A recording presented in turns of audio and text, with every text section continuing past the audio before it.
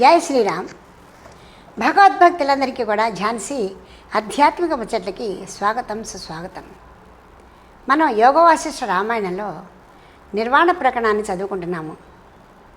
రామచంద్రమూర్తికి వశిష్ఠ మహర్షి ఈరోజు శివ పూజోపాఖ్యానాన్ని చెబుతా అన్నారు.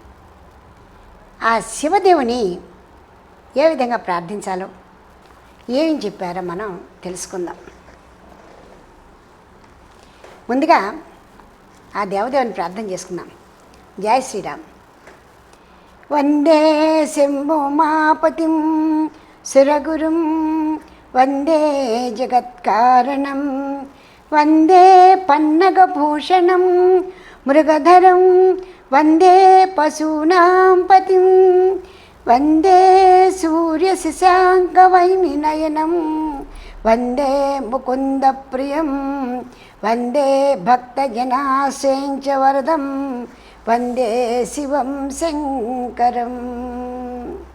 ఈశ్వర, పరమేశ్వర, ఈ విధంగా దేవదేవుని ప్రార్థన చేసుకుంటూ వశిష్ఠ మహర్షి, నాయనా రామ, నేను ఒకప్పుడు ఆ శివభగవానుని పూజ చేయాలి అనేటువంటి మనసులో ఆత్రుత కలగగానే కైలాస పర్వతం వెళ్ళి అక్కడ గంగాతీరంలో నివాసం ఏర్పాటు చేసుకొని ఆ చంద్రశేఖర్ని ప్రార్థన చేస్తూ నిత్యము ఆయనని పూజ చేసుకుంటూ కాలం గడిపాను కొంతకాలం పాటు. ఆ సమయంలో ఒకనాడు ఆ పరమేశ్వరునికి నాపై కృప కలిగి, ఓ మునీంద్ర, ఇప్పుడు మీ చిత్తవృత్తులన్నీ కూడా శాంతపడి ఉన్నాయా అని అడిగారండి. చూడండి ఎలా అడిగారో. కచ్చిత్ కళ్యాణకారుణ్య సంవిదస్తే స్థితా పరే కచ్చిత్ తపస్తే నిర్విఘ్నం కళ్యాణమనువర్తతే కచ్చిత్ ప్రాప్యమనుప్రాప్తం కచ్చిత్యామంతి భీతయః. ఓ ఈశ్వర, ఓ వశిష్ఠ మహర్షి, మీలో ఏది పొందాలి అనే కోరిక కలిగిందో అది మీరు పొందగలిగారా? మీ భయాలని తొలగాయా? శుభకరమైనటువంటి మీ యొక్క చిత్తవృత్తులన్నీ కూడా పరమాత్మ యొక్క స్థితిని పొందగలిగాయా? మీరు చాలా కాలం నుంచి తపస్సు చేస్తున్నారు కదా, మీ తపస్సు నిర్విఘ్నంగా కొనసాగుతూ ఉన్నదా? ఏ ఆత్మనైతే, ఏ ఆత్మజ్ఞానాన్ని అయితే పొందాలో అట్టి గొప్ప ఆత్మజ్ఞానాన్ని మీరు పొందారా అని పరమేశ్వరుడికి నాపై కృప కలిగి నన్ను అడిగారు. రామచంద్రమూర్తి చాలా చక్కగా ప్రసన్నంగా వింటున్నారండి. ఎందుకంటే సాక్షాత్తు వశిష్ఠ మహర్షి పరమేశ్వరుల మధ్య యొక్క జరిగిన సంభాషణ, మరి అది ఎంత గొప్పగా ఉంటుందో చూడండి. అప్పుడు వశిష్ఠ మహర్షి ఏమని చెప్పారో చూడండి. త్రిక్ష్యానుస్మృతి కళ్యాణనతామిహ మహేశ్వర నకించిదపి దుష్ప్రాసం నచ కాశ్చన భీతయ తదనుస్మరణోదార చింతామణిమతామయా సర్వాసామాపదాం మూర్తి దత్తం భూపతే పదం. అంటే మహేశ్వర, త్రినేత్రుడు వగు నీ యొక్క స్మరణ సమస్త మంగళ కార్యాలని కూడా చేరేటట్లుగానే చేస్తుంది కదా. సమస్త మంగళ కార్యాలకి కూడా నీ నామస్మరణే కదా ఆధారము. ఇంకా నీ స్మరణ చేస్తున్నప్పుడు పొందరానిది, పొందలేనిది ఏముంటుంది? ఎప్పుడైతే నీ నామస్మరణలో ఉండి సమస్తాన్ని పొందగలుగుతున్నామో అట్టి మాకు భయం ఎందుకుంటుంది? కాబట్టి నేను సమస్తాన్ని పొందగలిగాను, భయాలు కూడా పోగొట్టుకున్నాను, ఆత్మలో ఎలాంటి చింత లేదు. అంతేకాదు ఓ దేవ, నీ యొక్క స్మరణను గొప్ప, నీ యొక్క స్మరణ అనేటువంటి గొప్ప చింతామణిని నేను పొంది ఉన్నాను. ఎప్పుడైతే నిరంతరము నీ నామస్మరణ చేసుకుంటున్నానో నా మనస్సులో నా ఆత్మ పూర్తిగా నివృత్తి మార్గం వైపే ఉన్నది. బాహ్య ప్రపంచంలో జరిగేటువంటి ఏ ఒక్క అలజడి కూడా నా మనసుపై ప్రభావాన్ని చూపించటం లేదు. ఆ విషయంలో నేను చాలా తృప్తిగా ఉన్నాను అంటూ వశిష్ఠ మహర్షి శివభగవానునికి చెబుతూనే, చూడండి ఆయన మన కోసమని ఎంత చక్కటి మాట అడిగారు. ఆయనంటే గొప్ప మహర్షి. చక్కగా వనాలకు వెళ్ళారు, పర్వతాలు ఎక్కారు, చక్కగా దైవధ్యానం చేసుకున్నారు, నిష్ఠలో కూర్చున్నారు, నిష్ఠాగరిష్ఠులయ్యారు, ఆత్మజ్ఞానాన్ని పొందారు. మరి ఇది కలియుగం, మనకి సాధ్యమా? మనసుని ఏకాగ్రం చేయడం సాధ్యమా? ఒకవేళ మనం చాలా కష్టపడ్డా కూడా ప్రకృతి సహకరించదే. మనం ఎంత ప్రయత్నించినా కూడా కొంత అలజడికి లోనవుతూనే ఉంటాం. కాబట్టి ఆయనకి సాధ్యమైంది కానీ మనకి సాధ్యం కాదు. అందుకని ఆయన మనందరి కోసం చక్కటి మాట అడిగారు. కలియుగంలో మానవులందరూ కూడా సూక్ష్మంగా తరించాలి అంటే ఏం చేయాలి? చూడండి ఎంత బాగా అడిగారు ఆయన. ప్రభు కలియుగంలో ఉన్నటువంటి మానవులందరూ కూడా చిత్తక్షోభము లేకుండా సంతాపవర్జితమై ఉండాలి అంటే, సమస్త పాపాల నుంచి కూడా నివృత్తి పొందాలి అంటే, సమస్త సౌభాగ్యాలని పొందాలి అంటే సులభమైనటువంటి దేవతార్చన ఏదో దానిని తెలియచేయండి అంటూ ఆయన మనకి మారుగా అడిగారండి. చూడండి ఎన్నో వేల యుగాలు గడిచిపోయాయండి. అప్పుడే ఈ నరుల గురించి వాళ్ళ యొక్క ఆలోచన, మనని ఉద్ధరించాలనే ఆలోచన. ఇలా ఎందుకు అడిగారంటే, కేవలము నిరాకారంతో మన మనసు లగ్నం కాదు. మన మనసు చంచలమైనటువంటిది. అలాంటిది ఎదురకుండా ఒక స్ఫురద్రూపం ఉంటే మన దృష్టి దాని మీదకి వెళ్ళినా కనీసం పెడుతుంది. అలాంటి ఆలోచనే ఆ భగవానుడికి కలిగినట్టుంది. వశిష్ఠ మహర్షి చేత అడిగించారు, ఆయన చెప్తున్నారు. ఇప్పుడు ఈశ్వర భగవానుడు చెప్తున్నారు చూడండి. మహర్షి మీరు చెప్పింది నిజం. అయితే అకృత్రిమమనాద్యంతం దేవనం దేన ఉచ్యతే ఆకారాది పరిచ్ఛిన్నే మితే వస్తుని తత్కుతః అకృత్రిమ అనాద్యంతం దేననం చిచ్చినం విదుః. అంటే అకృత్రిమము, అవిచ్ఛిన్నము, అనాద్యంతము, నిరతిశయానందము, ఇలా ఉన్నటువంటి చైతన్యమే దేవుడు. అయితే ఆకారాదులచే అంటే దేశకాల వస్తువులచే పరిచ్ఛిన్నమైనటువంటి పరిమితమైనటువంటి ఏ వస్తువులో భగవానుడు నిలబడతాడు? ఆయన సర్వవ్యాపి, సమస్తము కూడా వ్యాపించి ఉన్నటువంటి వాడు. అటువంటి సర్వవ్యాపికి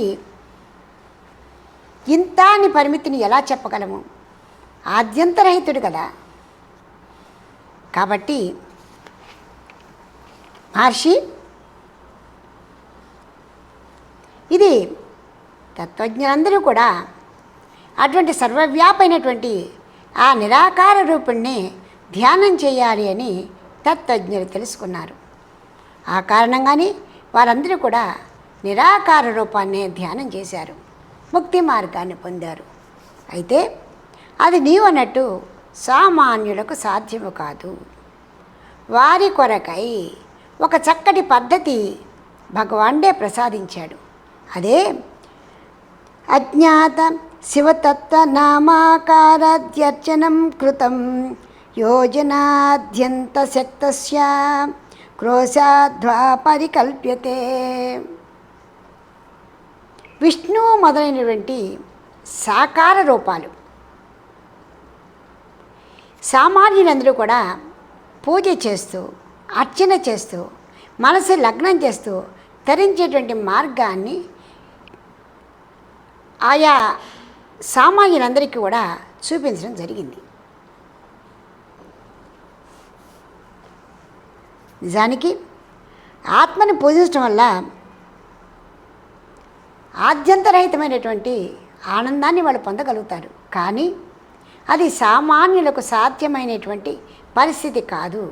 ఆ కారణంగానే విష్ణు భగవానుడు అనేక రూపాలలో తన యొక్క నిరాకార రూపాన్ని సాకార రూపాన్నిగా సంతరించుకొని ముగ్ధ మనోహర రూపంలో జనులందరికీ కనబడుతూ పూజలు అందుకుంటున్నారు. ఆత్మను పూజించడం వల్ల ఆద్యంతరహితమైనట్టి ఆత్మానందాన్ని పొందవచ్చు. అయితే మరి సాకార రూపం నుంచి నిరాకార రూపం నుంచి సాకార రూపం ఎత్తినప్పుడు సాకార రూపాన్ని ఎవరైతే ధ్యానం చేస్తున్నారో వారు పరిపూర్ణమైనటువంటి ఫలాన్ని పొందలేరు. ఎప్పుడైతే వారు పూర్తిగా వారి మనసుల్లో నిరాకారాన్ని రూపొందించుకొని నిరామయుడైన ఆ పరమేశ్వరులో లగ్నమవుతారో అప్పుడే వారు పరిపూర్ణమైనటువంటి జ్ఞానాన్ని పొందగలుగుతారు.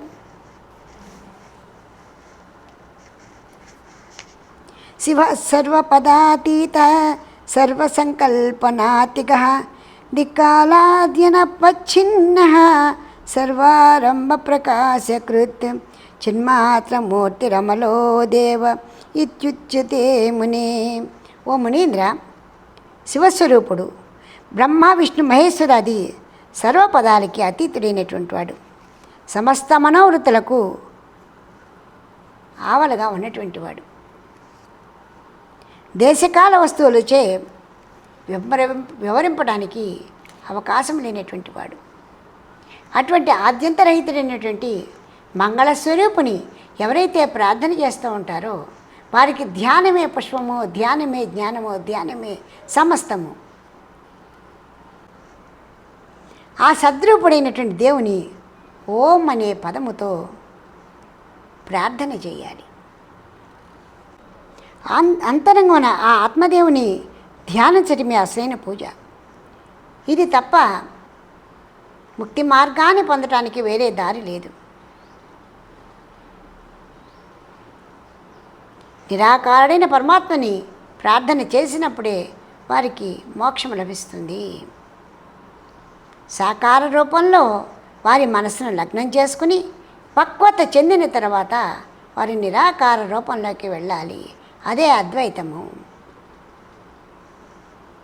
ద్వైతం నుండి ఎప్పుడైతే అద్వైతంలోకి వెళ్ళారో వారు జీవన్ముక్త స్థితిని పొందగలుగుతారు.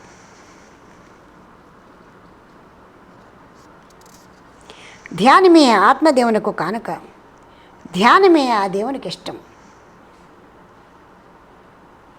శుద్ధ చిన్మయాత్మకమగు ధ్యానమే అతనికి మనం అర్పించేటువంటి అర్ఘ్యపాద్యాలు. ఆ ధ్యానమే ఆ భగవానికి మనం సమర్పించే పుష్పము. ఈ ప్రకారంగా ఎవరైతే మనసు అర్పించి పూజించారో వారు తప్పకుండా తరిస్తారు. అయితే అది సాధ్యము కానప్పుడు విష్ణువాది ఇతర రూపాలను కూడా ధ్యానం చేసి వారి మార్గాన్ని మళ్లించుకొని భక్తి మార్గం వైపు నడిచి ఆ భగవానుని చేరవచ్చు అంటూ ఈశ్వరుడు వశిష్ఠ మహర్షికి అతి సులభమైనటువంటి మార్గాన్ని బోధించారు. అయితే వశిష్ఠ మహర్షి అడుగుతున్నారు, ఈశ్వర, అటువంటి మార్గాన్ని పొందాలంటే సులభమైనటువంటి ఉపాయం ఏమిటి? అదే గురుపదేశము శాస్త్రార్థాలని తెలుసుకున్నటువంటి వారు ఆత్మవైపే నడుస్తారు.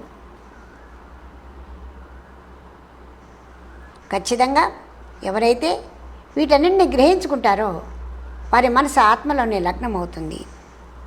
కర్మేంద్రియాలు, జ్ఞానేంద్రియాలు, సుఖదుఖాలు లెస్సగా క్షయింప శేషించేటువంటిదే ఆత్మ అని వారికి ఈ తత్వజ్ఞానం ద్వారా, గురూపదేశం ద్వారా, సజ్జన సంగత్వం ద్వారా శాస్త్రాధ్యయనం ద్వారా వారికి కర్తలామలకం అవుతుంది. శ్రీరామ అతి సులభంగా శివదేవుని ప్రార్థించడం ఎట్లాగో వశిష్ఠ మహర్షి చెప్పారు. మనందరూ కూడా ఆ రీతిని ప్రార్థన చేసుకుందాం. వచ్చే సంచికలో అర్జునోపాఖ్యానం గురించి తెలుసుకుందాం. మీకు ఈ వీడియో నచ్చితే లైక్ చేయండి, షేర్ చేయండి, సబ్స్క్రైబ్ చేయండి.